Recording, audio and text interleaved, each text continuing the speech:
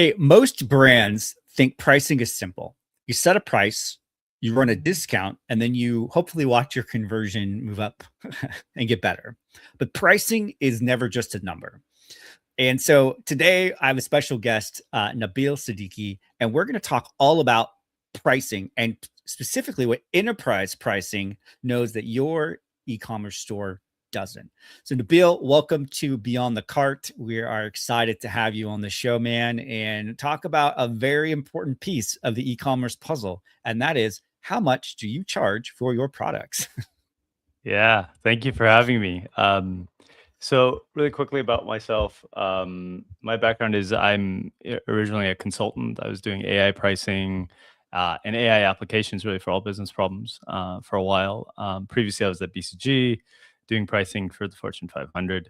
And a buddy of mine actually came to me. He had a small D2C e-commerce shop and asked about pricing, and I was like, yeah, I mean, sure, I know this inside out, right? And I realized that enterprise world is very, very different than D2C. The kind of tools that exist are very different, and everything else. So that's kind of how all of this happened. But yeah, That's I look cool. forward to a conversation. Awesome. How long have you been sort of in, I guess, the pricing component of things? Like, and how did you get it? That seems like it's very niche. It's not something you wake up and be like, yeah, I think I'm going to become an expert in pricing. Yeah, this definitely wasn't my childhood dream. It was more of a fireman or something. But yeah, I think pricing was something I kind of fell into over time. I think the first project I did was like in 2012 or something. And Nice. that was, the general kind of high level pricing strategy. Where's you going to position it? How are you thinking about it? Not so much of the nitty gritty mathematics and AI side of things. And then like over time, as AI kind of matured, and when I say AI, I don't mean like the generative AI and LLMs. I mean more predictive AI. There's Sure.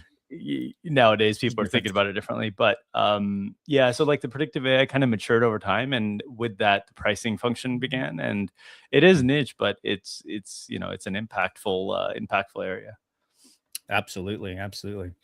Well, let's dive in. And so one of the things we want to talk about is this important question, right? So a customer pays full price on Monday, right? And he gets a 30% coupon code on Friday. Like, what do we do? Like, what does that do to trust? How does that, how do we manage that from an ecom perspective? Yeah, I think so. To take a step back, actually, I think the reason pricing is difficult is that you're trying to do two things at once with pricing, right? You've got your profit, right? Like your price minus your Mhm. cost is your profit. We all understand that. Right. And then you also have the perception side. Yeah. And so when a customer sees, think about it, like a $20 t-shirt versus a $80 t-shirt, just with the price, you have an idea of what that means, right? Sure. And so you're trying to do these two things, perception and profit, at the same time, and they're often in tension.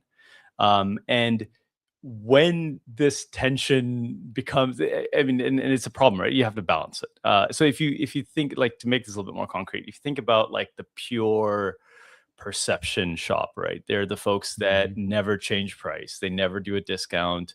They've Right. got great brand equity, but they don't really know what the market can handle and is willing to pay. They don't really they leave a lot of margin on the table. They'll usually have like inventory that's not moving. They'll get like stuck inventory and stuff, unless they're a breakout success or something. But the vast majority Right. that doesn't happen. Um, and then on the other side, you've got the pure profit folks. And oh, sorry, Yep. one more thing on the perception side is usually these are like the founders. Like in the D2C space, this is like the founder whose baby is this e-commerce company that they've blood, sweat, and tears that they've spent to build it, and they don't want anything to hurt it, right? Right. And then on the other side, you've got the profit folks, right? That are the pure profit plays. They're doing a lot of discounts. They usually make a decent amount of money in the short run, but in the long run, Mhm. they're giving up, brand equity and all sort of stuff. And again, these are usually employees, and not to knock employees or anything, but that's just the way their incentive structure is set up, right? It's about, Yep. this year you made this much money, and so therefore they're trying to make that money and make those revenue numbers work. So yeah. 100%. How should brands then think about sort of that pricing fairness or perception uh, Yeah. dichotomy. Like how do you determine where you're going to fit in that spectrum? Yeah, no, agreed. I think fairness, the big thing about fairness is that like you really need to look at it from your customer's side, from your customer's perspective, right? So a great example is like your surge pricing and ride sharing apps, right? Like everybody Sure. universally uses it, right? Right. Right. Um, 100%. right? It's annoying as a customer. You're expecting to pay whatever $30 for a trip, and it's like Yep. 80. And so what what do you do? But if you take a step back and look at it from like a kind of like a market lens, what's Mhm. happening is that you've got, at the certain point in time and place, you've got like 50 riders and maybe 10 cars. So one thing that Uber and Lyft and all these guys can do is simply charge the normal price, and then it's first come first serve, and then the rest Mhm. 40 people don't have a ride at all. Um, Yep. so the alternative is you raise prices, and so if somebody who, I don't know, needs to make it to the hospital or needs to make a flight or something, they're willing to pay that extra amount, and everybody else can kind of wait. Now, they run into a problem, and we can talk about this more detail, but like it's that the transparency isn't there. So people Yeah. just think that this price is jacked up, and they're scamming me or whatever. And so that is where pricing can really become problematic. But I think the big takeaway is that like fairness is in your customer's mind, and they don't care about your Mm. costs and your Yep. logic. So really think about it from their perspective and not so much your perspective. On the other end, don't become, a perception only shop like we just talked about. Mhm. Fairness is important, but that doesn't mean I'm not advocating for just frozen prices either, right? So you need to Sure. kind of balance it. Um, yeah. So I mean, if you, oh, sorry, go ahead. No, no, go finish I, your I thought. I was just gonna say, tactically, if you really want to think about, how do you change prices, keeping fairness in mind and everything else. Um, the one thing that if you're not familiar with doing a lot of price changes is that like small moves are usually invisible, right? Mhm. So under 5% is a fair threshold. There's actually this thing called the Weber's law, and it sounds all fancy, but it basically means that under a certain threshold, people don't notice prices. Like you may Yep. have read in places that like Amazon changes prices a million times a day, and nobody's complaining about surge pricing so much on Amazon. Sure. Well, not yet. Maybe they will one day, but and the reason is because they're moving prices at the small level, and that helps Yep. you understand what the market can handle. And Yeah. so the rule of thumb is, like I said, 5%, but this doesn't really apply to stuff like KVIs. KVIs are key value items or known value items. These are Mhm. like your big products that are like really visible.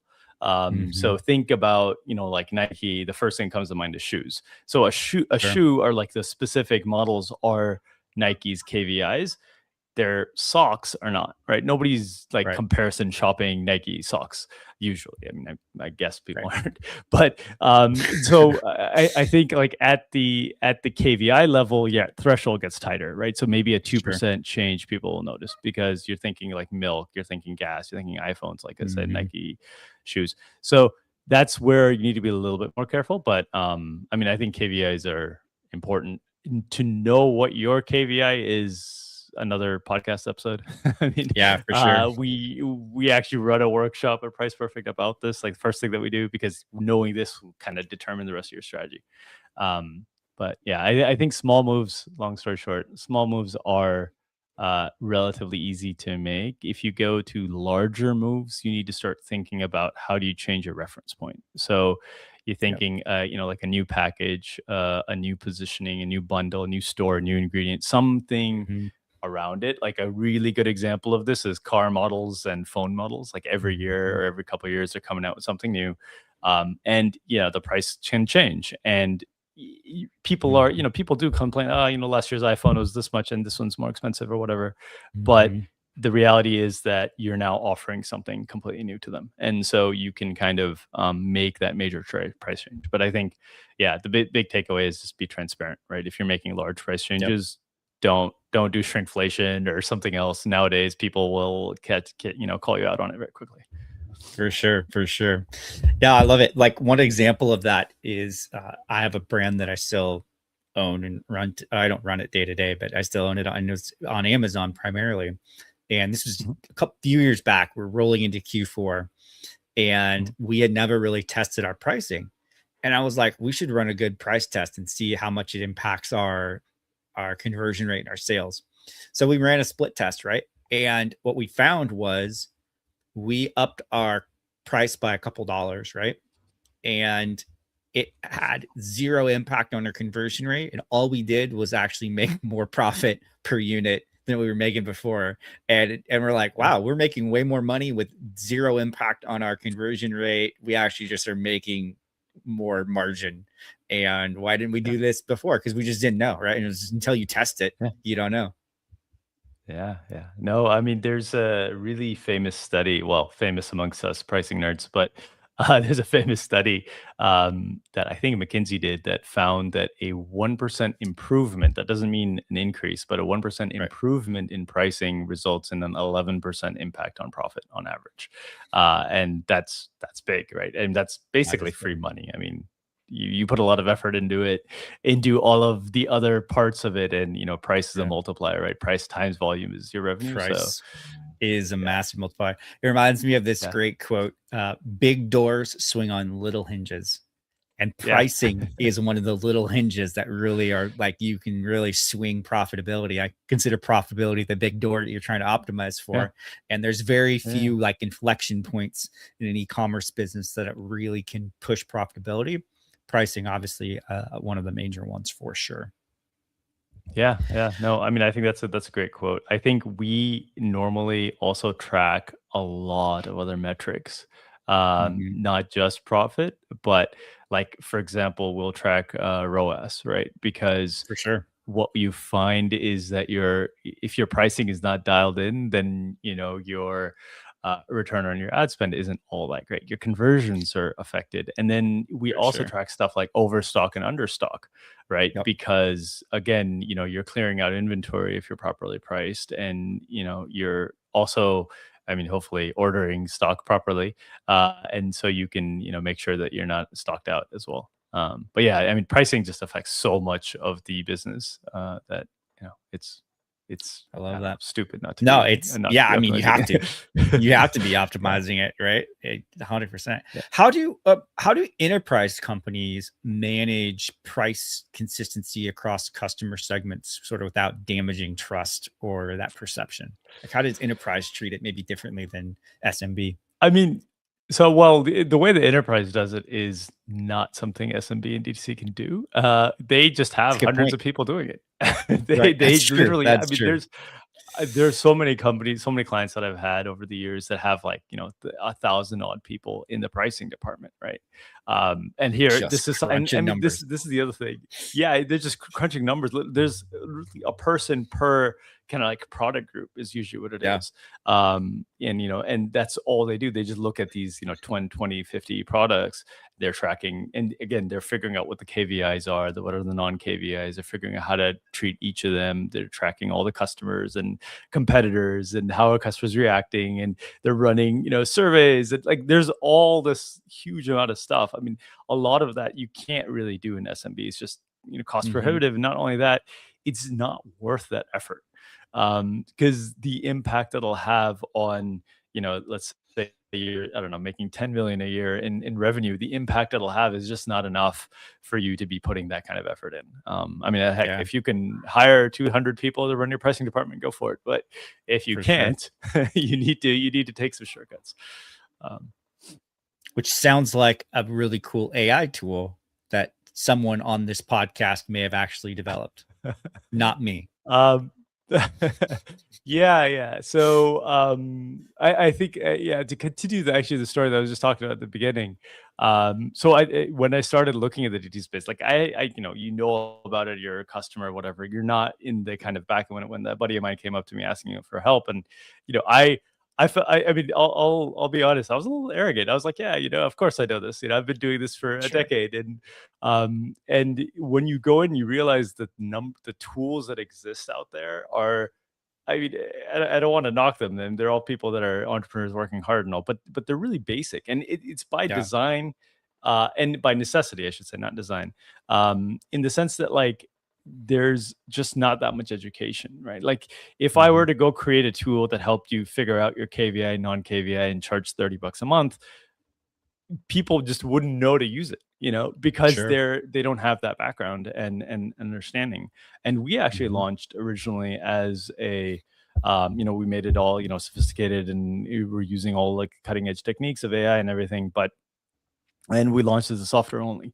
And we quickly realized that folks are coming in, they don't know how to use it. They're, you see the Mhm. kind of playbacks, and you see them kind of clicking around, and they don't, the interface is really simple. We work really hard on making the interface simple, but there's just a lot of these things. Like, how do you, like, for example, one thing that you can do is you can choose whether at a product level, whether you want to optimize for revenue or whether you want to optimize for profit.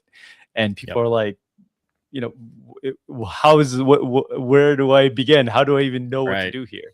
Yeah. And I took it for granted because that was the world I lived in. I'm the Sure. fish and this is water. So, Mhm. but we added a lot of workshops and things around it to help kind of not only help people use the tool, but also kind of learn how to do this and improve their pricing capabilities. But yeah. I love that. I think that that's awesome, and that is exactly what is required. I think there has to be more sort of education Yeah. and tools built around pricing for, Mhm. the SMB operator. So, one other thing that you mentioned is Mhm. pull forward demand and using your pricing to do that. And so, explain pull forward demand sort of in simple terms is an e-commerce Yeah. operator would sort of like, that makes perfect sense to me. Yeah. Um, so I think one thing really quickly before we get into it is that there are two types of discounts, right? And Mhm. as a customer, they kind of look the same. You don't really think too much about it, but as an operator, you really need to be thinking about them separately. There's promotional discounts, which is for like the objective is increasing revenue, and then there's markdowns, which is for the objective is for clearing inventory. Mhm. If you're not in like apparel or something, usually you don't do like a clearance or a markdown. Sure. But you should really be thinking about these like as completely separate beasts. Forget the fact that they're both discounts. But yeah, when you're talking about pull forward demand, you're usually talking about promotional, but it does apply a little bit to markdowns. But let's just take the promotional lens. Okay, so essentially what happens in pull forward is, and not just pull forward, but really in a lot of other kind of, there's a couple of different hidden things when you're trying to do a promotional discount, right? Pull Mhm. forward demand is, I think it's probably best understood with an example. Let's say you're selling something like toilet paper, right? And your demand is one roll a month for the sake of simplicity. And you run like a buy one get one free offer, right? And then a Mhm. buy one get one free offer, people load up on it. And so traditionally they would have, or normally they would have purchased 12 rolls over the year at full price. Mhm. And you give this offer, and so they load up and they buy all 12 rolls now. They've paid you only $6 or $6, six rolls worth of kind of revenue, Mhm. but they pick up their whole demand. So what has happened in that scenario is that they've really pulled forward the demand that they would have had throughout the year. And Yep. so essentially your revenue looks like it goes up, and like in the short run it looks amazing, this promotion was a success. But in the long run, you've actually, not only have you reduced your overall annual revenue, you've also taught your customer what we were talking about earlier, Mhm. that you should just wait for a promotion. Yeah. And so it's and the thing about this is that's so in kind of insidious is the fact that it is not on a dashboard. Like, you can't Yeah. put on a dashboard that you didn't have an event, So that's kind of why a lot of folks miss it. Yeah. Yeah, that's 100%. Like, well, how do discounts then train customers to delay purchases, right? Because you either incentivize a purchase, to your point, earlier than maybe it would have been normally within the buying cycle, Yeah. or you Yeah. delay purchase because you're like, hey, you know what? Black Friday is coming up and Yeah. I'm not going to buy anything until I see those 60% discounts rolling in my inbox. Yeah. Yeah, yeah. I think a lot of it is, you think about it. I don't know if you've played any kind of competitive sport. You basically fake out, fake them out. Right. You have to kind of change things up. you have to not only, I mean, so you've got two different options, right? You can Mhm. take the strategy of we're going to be very consistent, and every year we give a 20% discount or some minimal discount on Black Friday just to kind of keep up with everybody else, and not to annoy customers. And then we just don't do anything else the rest of the year. That's a very kind of disciplined approach. And it works in certain verticals, right? So if you Mhm. are in a vertical where people are like, I don't know, like something like cosmetics, where there's a regular repurchase rate and people are looking to repurchase, and they usually need it now-ish. They can't wait 2 months or whatever, 3 months to wait for the kind of stocking up. And then you also have a certain expiry date, right? So in Yeah. those kind of scenarios, don't worry about it. You'll be fine. But in other verticals, it's, it is hard, right? It's difficult. Yeah. And I think the most difficulty that I've seen is like we've got a client that does kind of outdoors stuff like tents and fishing rods and Mhm. all that kind of stuff. And because of the fact that it's a hobby application, people look and they kind of comparison shop. Sure. And then usually you don't have, because if you know you're going to go camping or hiking or something, you're going to buy it ahead of time if you can. Like if it's a regular thing, if it's just Sure. a random one-off, that's different. But then those are not the customers that are really great customers anyway, because their customer lifetime Yeah. value is not that great. And so for them, it's harder. It's definitely harder. You have to kind of keep your customers a little bit guessing. There was a trend in the middle, I don't know if you remember, about flash sales that became a big thing. Mhm. Oh, yeah. And that was kind of that, right? Like keep your Yeah. customers on your toes and keep them engaged and keep them involved. And that helps. That helps a lot. There were And making sure whole that it's, whole brands built around it, right? Like yeah, yeah, that was their entire deal, yeah. was And all I flash think, sales.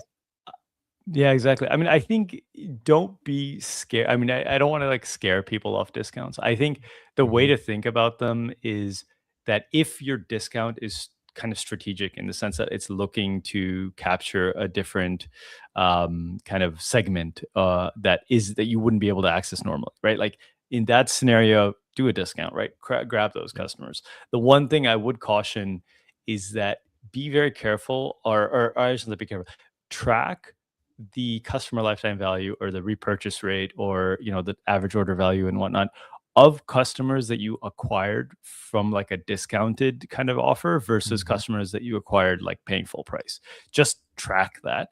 That'll give you an understanding of like, is this like a completely different segment, or is this just a normal Mhm. customer that has great customer lifetime value, and they just happen to kind of enter our customer list by just via discount. So that is an important thing to track, because that gives you an understanding of like Mhm. expectations and what kind of revenue you're going to get.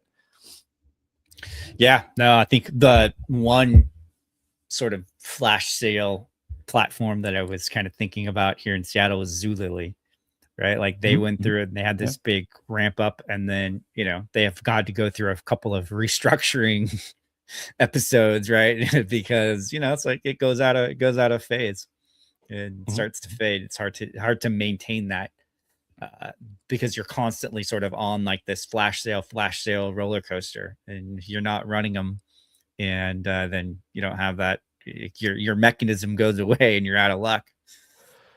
Yeah, I mean, it needs to be part of like a portfolio, right? Like I think the lesson Sure. from all these companies is that it's a tool in your tool belt. If Yeah. if all you get is the screwdriver, then you're Yeah. going to run out of screws eventually. Yeah. So Exactly. um, yeah. Yeah. 100%. What are some warning signs that maybe brands promotions are maybe even creating like fake growth? I mean, it's fake, Yeah. but it's like, oh, I like my dashboards look great, and because I ran this promotion, so I just got to keep running it, right? Yeah. I mean, I think like an easy gut check is that if I were to say that you can't run promotions for the next 90 days, if that puts you into a panic, then That's there's a your litmus pretty good test. chance. Yeah, I mean, I mean, like we're right now in May, so Yeah. I mean, assuming this is not like some big sale season that's tomorrow, right? Sure. Like if Sure. this is Sure. like the Black Friday of your vertical. Yeah.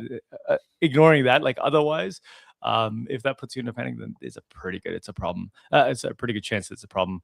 I think in general, like more tactically, look at the percent of revenue that's coming from discounted orders versus like normal Hmm. orders. And like I was talking about earlier, right? Look at your repeat purchase rate and your average Yeah. order value and stuff of discount card customers versus not, Hmm. and see what's happening. Like you see this in like a lot of these, I wouldn't call them, I guess, dying enterprises, right? Like a Hmm. larger enterprises, retailers that are just having a tough time.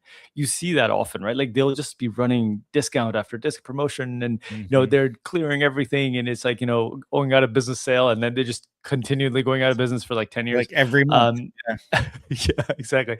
And so what's happening? I mean, like I've seen behind the curtain, if you will. Um, and what ends up happening is that like this comes back down to what I was saying earlier. These are, for unfortunately, they're employees that are being kind of driven by the market, by the stakeholders to Hmm. say, we need to sell X amount this quarter, and they're hitting the numbers because they have to, Hmm. but it's just completely deteriorating their brand value and brand equity over time. And it hits numbers right now, but it's a cost that you'll pay long term. Yeah, So if you're for if you're sure. if you're an employee, I guess this is a good hack. But Right. as somebody who's looking for a more longer term value for the company, then yeah, be careful there. I think you nailed it too. I think that repeat purchase rate, understanding what's promotionally driven versus non-promotional sales really allows you to sort of measure whether or not you've created incremental demand or you've just shifted some of that sales demand from later in the buying cycle to earlier, right? And I think that, to me, that's sort of like the big takeaway from sort of this pull forward demand conversation is like, just be mindful, like be thinking about where your sales are coming from and how you want to be positioning that, and use the right tool in the toolbox Yeah. to do it, right? Because there are more than just slash the price discount, right? And I think that's a good takeaway.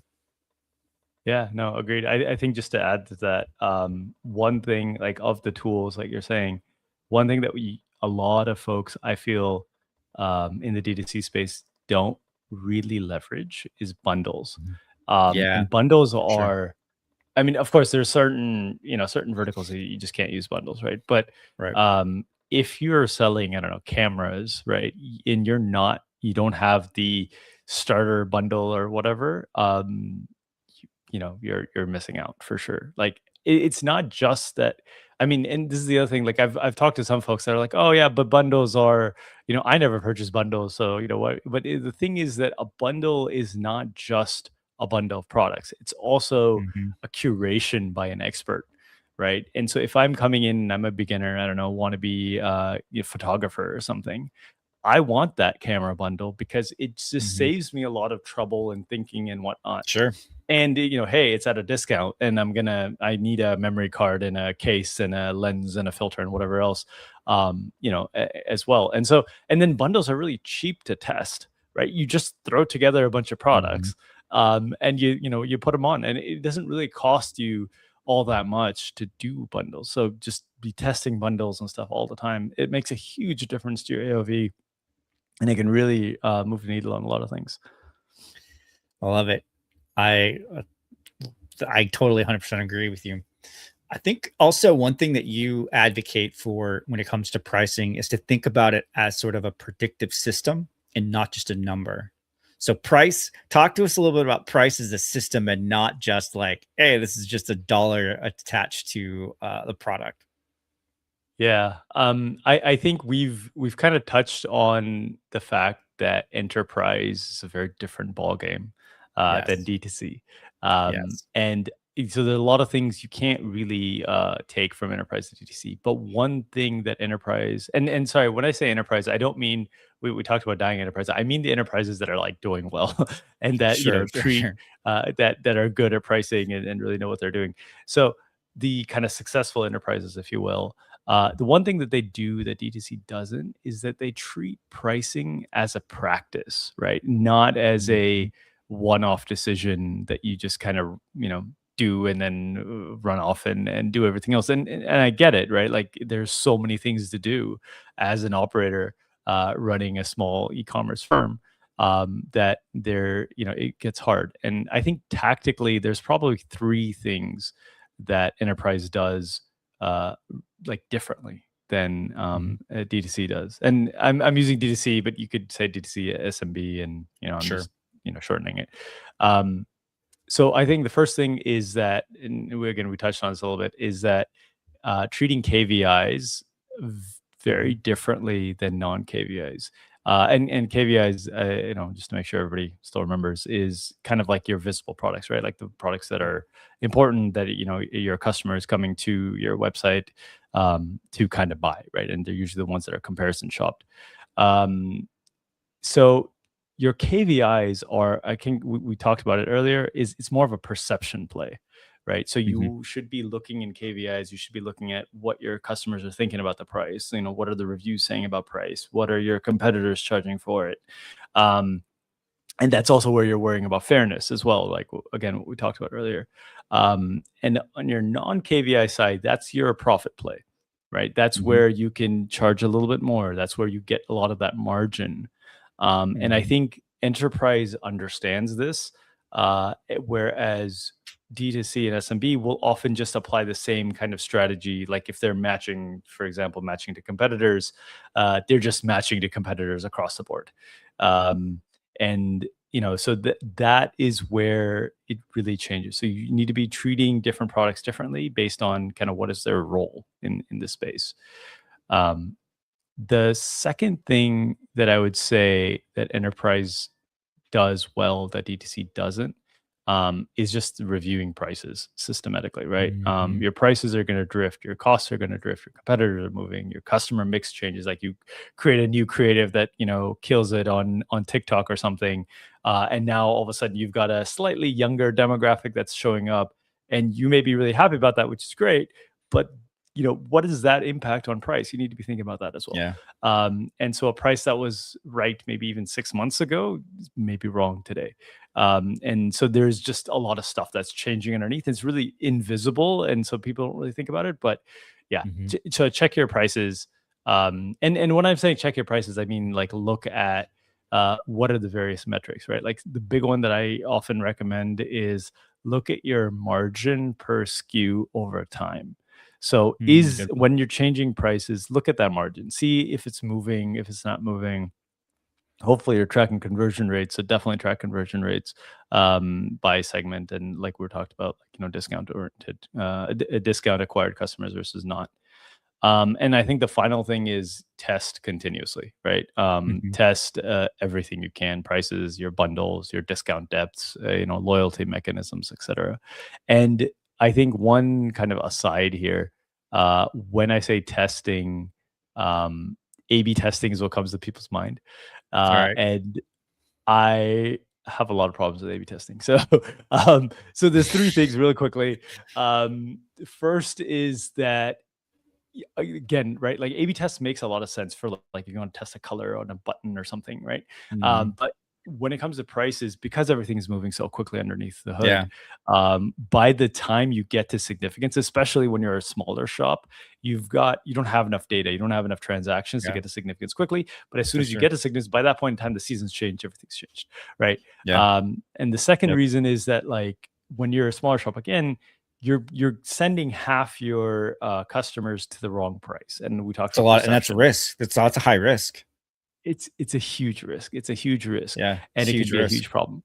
And then the third thing is that like after all that effort and blood, sweat, and tears, you only know what two prices are, or like you only know the information about two prices, and there's literally practically an infinite number of prices that you could be testing. So it's really tough. I think what is the right answer is you need to give me a few hours, but I think a quick version is there's this thing called adaptive experimentation. You can go, folks can go Google it and all. it is something that a lot more you're seeing a lot more enterprises using, a lot more folks doing. And it's an active research area, and there's a lot of a lot more information about it. Essentially, what it boils down to is you're using your data a lot more efficiently, right? Yeah. Than you do in something like A/B testing. And I mean, A/B testing is like a tool from 2010, right? And if you're using Right. it today, then you're It's gonna not lose. it's not up with the times, because also too, it's like the pricing system, kind of as you describe it, has it inputs beyond cost and competitor pricing, right? Like Right. you mentioned it. You talked about margin, you talked about conversion rate. You can even throw in customer lifetime value, right? Cohort level segmentation value, the brand, the perception of the brand. All of those sort of be factored in as inputs, right? And that's hard to do at an A/B split test. How do you A/B split test 6 different contributing Yeah. inputs? Oh yeah, for sure. You It's a can't. multivariate problem. So Yeah. there are alternatives to A/B. I mean, if you want to get a little bit more sophisticated, there are alternatives called multivariate testing, which allows you to test multiple things. But if you're a small shop, you just don't have the value. You just Bandwidth. don't have the numbers to be able to make that happen. And not only that, I mean, you need to have a decent, sophisticated understanding of statistics. And Right. frankly, most folks don't. And so how do you make that work? Yeah. How do you solve for that? Yeah, that's what I'm saying. This is another whole podcast. I think, yeah, like the short version is look up adaptive experimentation. I think the other thing is that you need to be really careful about what you're testing. Because like you said, there are a lot of things that you need to test, but some of it you just have to go with gut, right? Don't Yeah. price by gut, but some things you don't have the option, right? And I think that's the Yeah. biggest part. That was like when I was in the beginning when I was talking about that buddy of mine. Like that's what I realized, that like D2C competes directly with all the, like, I mean, your customer can go to Amazon, your customer can go to your website. Like you're Yeah. directly competing. You're not like the mom and pop shop of old that's like in the neighborhood and like the Walmart is out of town. Like there is a fundamental benefit of being right next door to your Mhm. customer. You don't have that advantage anymore, right? Sure. In e-commerce, you're directly competing, and at the same time the folks that you're competing against are so much more sophisticated than you.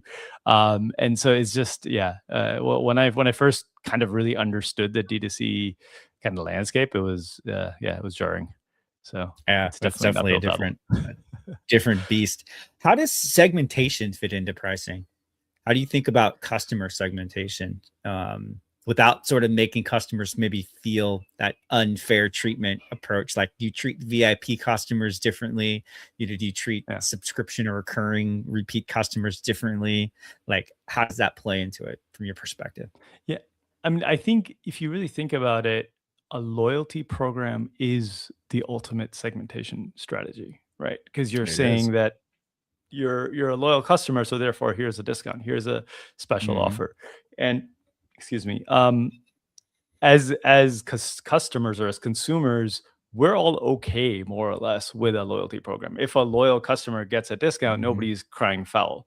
And Mhm. so that is something that's okay. I mean, you really think about it, price discrimination, to, kind of the broader topic. We give discounts to seniors, we give discounts, children fly free. And like nobody's saying, Mhm. why is that senior getting a discount?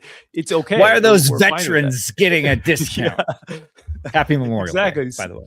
Exactly. Yeah. Happy Memorial Day. So I mean, so that kind of factors in. So there's certain price discrimination that we're absolutely fine Right. with.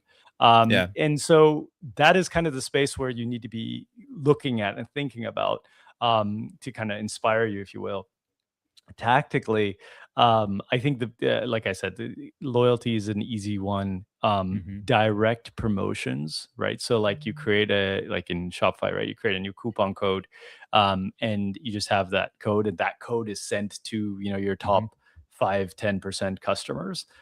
that's a great way of kind of segmenting your customers and getting more folks. It's very easy. It's, needs any fancy app or any very elaborate analyses, Mhm. but it can keep your really well performing customers get even Mhm. better. And you probably know the 80/20 rule. Your 80% of your revenue is going to come from probably around 20% of your customers. So make sure you treat them right. Yeah, And 100%. that's the easy way of segmentation. You can get very, very complex. We've built systems. I'm going to say we, like when I was in consulting, built systems that are, segmented one, as it's called, where every Mhm. single person is getting exactly what they need. Again, D2C just doesn't have that kind of data to make that Yeah, happen. Otherwise, it's a little I'll launch an overkill. app for that too. Yeah. So, Yeah, you should. but Well, wait till AI gets to that point, and then you can launch that AI app. well, I mean, I think, yeah, maybe, but I think the reality is that you just don't have that kind of data, Yeah, that's true. unless you are like pulling, and this is turning into a startup AI podcast, but Right. but like if you're pulling in data like from third party sources about Sure. a person, then maybe you can kind of do that. Which those I think exist. which does exist, yeah. So Yeah. that can kind of get there, but I mean, I don't know. It feels a little kind of, dodgy a bit. Um, yeah. And so For sure. I think that it kind of, well, so you kind of talked a little about tactical for sure. And there was a couple of things that mhm. popped up, question in my mind. From your perspective and experience, what does a healthy promotional calendar look like from your, because it's Yeah, obviously you're arguing for not being always on the promotional, like blast them every yes. single week with a discount. What does that healthy Yeah. calendar look like from your perspective? Yeah. I mean, I think this depends on, as all good answers are, it depends. Yeah. So it depends a lot on your vertical, right? Yeah. So certain verticals just are a lot of discounts. Yeah. Take for example, like women's apparel, right? Sure. Especially in a like a four season kind of climate, Sure. Yeah. you're going to have at least four discounts in a year that are actually markdowns, as we talked about, right? Like they're clearing the inventory, and so Mhm. when you see that as a customer, I mean, a customer is not really thinking the difference between a promotional discount and a markdown discount. They're just thinking it's a Mhm. discount. And so you see at least four discounts a year. And that is the Sure. standard more or less in the industry. Maybe it's three, again, depending on what your Mhm. positioning is and et cetera. But so if that is your industry, then you need to be looking at what that standard is and then figure out where you're positioning yourself. So just to say that, do one discount a Mhm. year would be, it's one of those things, right? Like a broken clock is right twice a day. Right, So right, it'll right. be right for certain people, but for many Sure. folks, it won't. So I think that's one thing. The other thing in terms of a kind of a promotion, like a promotional calendar, is really look at your seasons carefully. So Mhm. I think we started talking about like if you're Mhm. looking at an outdoorsy kind of niche seller that's selling tents Yeah. and whatnot, you have a season that exists, right? Mhm. And so don't blindly just go for your big discount, at Black Friday, because maybe Black Friday is not your seasonal time, right? Yeah, 100%. It's maybe starting in spring and maybe it's ending, in autumn or whatnot. Um, and so your discounts should be dependent on that. So be very Yeah. careful about when people are showing up. And discounts. We talked a little bit about like pull forward demand and all, but like there's discounts. You really need to do the accounting on them. Don't just look at your final Mhm. revenue number. Look at what are you actually giving up, right? I mean, Yeah. not only is there the invisible cost of teaching your customers that your products are not worth paying full price. That's essentially what you're Right. doing. It's a bit blunt, but that's kind of what it is. And at the same time, you're also kind of giving up a lot of revenue. So be careful what you're doing and kind of do that analysis before Yep. doing it. I mean, if there's a takeaway, it's just think carefully. Think carefully and don't Yeah. be an A/B split tester. Those Yes. are my Yeah. big takeaways. All right, so I want to pivot a little bit into our Yeah. rapid fire questions. So I'm For just going sure. to ask you a series of questions, and you can just off the top of your head, we'll do like three, four, five. Bigger long-term danger, overpricing or over discounting? Over discounting. You For can all of the always things roll that you've back your said. And overpricing. Yeah, you oh, can for always sure. roll back your pricing. Yeah. And if you want to understand the reason behind that, go back and listen to the beginning of this podcast because we went into a lot of insight into that. What's one pricing metric every operator should monitor on a weekly basis? I would say your revenue, or like your customer lifetime value. So the easy one is customer lifetime value. I would say split customer lifetime value to the extent that you can, right? Nice. Ideally, you want to go down to customer lifetime value per like creative that people came in from, right? Like that level to the extent, but customer lifetime value is the easy one. And customer lifetime value is hard to calculate. So that's, again, another podcast episode. But, That is. yeah. What is there a brand that you think does pricing exceptionally well? And if so, shout them out. Oof, that's tough. I would say Coca-Cola, actually, which is not what you think about when you think of pricing. You know, you're thinking of more bigger, and I would say the reason is because you don't notice their pricing. You know? So it's just done that well that it's cheap enough that everybody has access to it and whatnot. And I mean, as a consumer, you're only seeing Coca-Cola in one market. You know, you start looking at Coca-Cola's prices across the world, they do a really good job in a lot of places. All right, here's one for you. Subscription discounts on subscriptions. Is it a smart retention strategy or is it a margin trap? If you're looking at it from a acquisition perspective, so like you're saying, you know, first year is 20% off or whatever, and then after that we go to full price, that's okay. That's not too bad. Don't give it on your website. So for everybody that walks in the door, I think that's not smart. But try to segment it and send it to certain customers and other harder to reach or like folks that are kind of switching from your competitor and stuff like that. Doing it as a discount to save customers from churning, that's usually a problem, right? Like you're trying to solve a different business problem with pricing is what you're doing in that scenario, right? Like it's a problem of positioning, it's a problem of product, it's a problem of something else that you're trying to save with pricing. And sometimes that's all you can do in the short run, but know that that's what you're doing. You're putting a Band-Aid on it. Love it. All right, last one. If there was one pricing mistake that you could fix across e-commerce, what would it be? If you wave your magic wand and you could fix one pricing mistake, what would that mistake be? I would say just like the obsession with competitor matching, right? Like I think that's just so insidious. Like you were basically telling your customers that your product has no value compared to your competitor. Like indirectly, that's what you're kind of saying. That's back to the perception idea. And I mean, it's okay in a very niche area, right? Like, so if you are, for example, an electronics store that's selling the same exact model as somebody else, fine, I get it.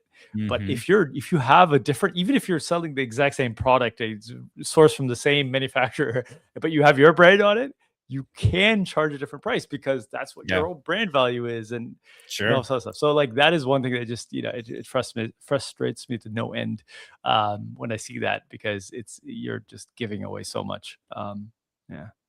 Shooting yourself in the foot. Dude, this is such a great conversation. I really appreciate it. I love it. How can people get connected with you and talk more about pricing? Yeah, you can find me on LinkedIn. That's probably the easiest way. If you want to chat with me, PricePerfect.ai is our product. Yeah, go there, get a demo. You'll probably get me at this point in time, or you may get one of my team members, but mostly me. Yeah, it's the easy way. Tell us, take 30, 45 more seconds, talk to a little bit about the app and the tool. So so PricePerfect is a SaaS plus services. I think I mentioned it. We started off as a software. People don't get it. which I didn't understand. Again, I was blind to it. Yeah. And so we have services. We have, like, for example, we do a workshop. One of the first things that we do is a pricing workshop, which is like a 4-hour thing where we're using our customers' clients' data to kind of figure out what are your KVIs, and then, okay, how are you thinking about them, and where should you position it, and all of that stuff. And then we have a separate like training where, like, okay, now you know what to do. Like, let's talk about how to do it, and how to do it in the app. And so it's an app that right now connects primarily to Shopify. It also connects to custom shops if you have like your own custom kind of implementation. But Shopify, you will get a far better service on Shopify just because it's easier to integrate, frankly. But yeah, I mean that's really the long and short of it. If you're interested, sign up for a demo and understand all the details. I don't want to take up all the time here to talk about it. I'm definitely going to sign up for a demo. I think it's super cool. All right. So I want to check Sounds it good. out. Thank you so much. Well, Yeah. that's been awesome, Thanks, man. Kyle, I for- appreciate it. Yeah. And if you have any questions on pricing, I mean, definitely hit Nabeel up and on LinkedIn and go get a demo. I'm super curious that pricing is such a huge piece of your e-commerce experience as an operator and your strategy. So definitely want to do that. So thanks everyone for hanging out with us on Beyond the Cart, and we will see you next time. All right. Bye.